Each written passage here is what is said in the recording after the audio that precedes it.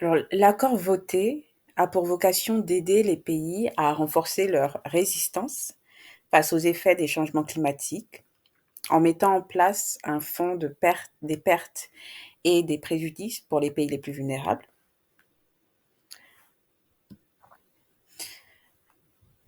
Et donc, ce fonds compte aujourd'hui, enfin, à la fin de la COP, le fonds comptait à peu près 700 millions de dollars, ce qui est clairement insuffisant pour répondre aux besoins des États les plus vulnérables. En plus de cette volonté de faire de l'accord un accord juste, durable et équitable, le texte final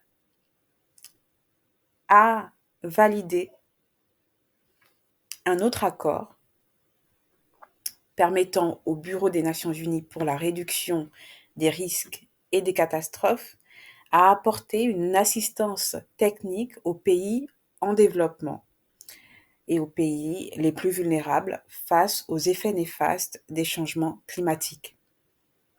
Donc une assistance technique qui, sur le moyen et sur le long terme, s'éteindra, en tout cas je l'espère, pour laisser place à un transfert de compétences.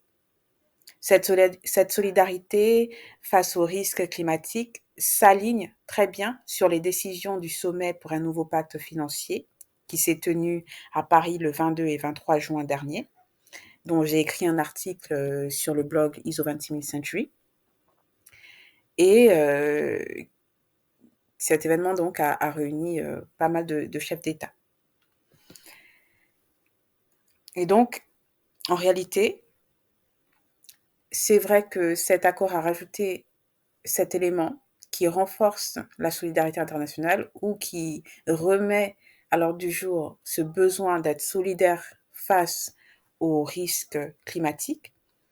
Mais finalement, quand on creuse un peu, il n'y a rien de nouveau puisque ce point avait déjà été traité, a déjà été traité plusieurs mois en amont à Paris, devant des centaines de chefs d'État, notamment venant notamment des pays les plus vulnérables.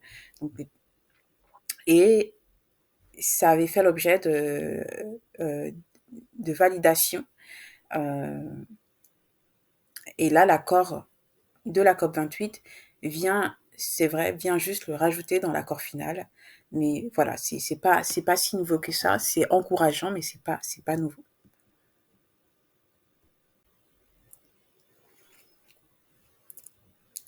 Je l'ai dit au début de la présentation de ce webinaire, donc que l'exploitation du gaz a été épargnée par l'accord et donc le gaz n'est pas considéré comme nuisible ici, puisqu'il est considéré comme une énergie de transition selon l'accord de Dubaï. Il s'agit ici d'un autre compromis, un compromis qui vise à rassurer davantage les pays dépendants des énergies fossiles. Cela signifie qu'ils pourront tout simplement délaisser progressivement le fossile pour le gaz. Et là est donc tout le sens du mot transition, si on creuse bien, qui implique un rythme de sortie différent selon les pays. Le gaz est considéré par l'accord comme un carburant de transition et non comme une énergie fossile si on se base sur l'accord final. C'est un point qui permet quand même d'apaiser les grands producteurs de gaz, parmi lesquels on peut citer les États-Unis et la Russie, mais pas que, car de nombreux États ont récemment découvert des gisements de gaz. C'est le cas de la France avec l'hydrogène, des Émirats arabes unis ou encore du Mali. Cependant, l'accord ne précise pas quel gaz est épargné ou pas. Donc l'accord englobe tous les gaz naturels. C'est donc au final une centaine de pays dont les réserves de gaz sont prouvées qui pourront s'appuyer sur cette alternative. Personnellement, je pense que ces États exploiteront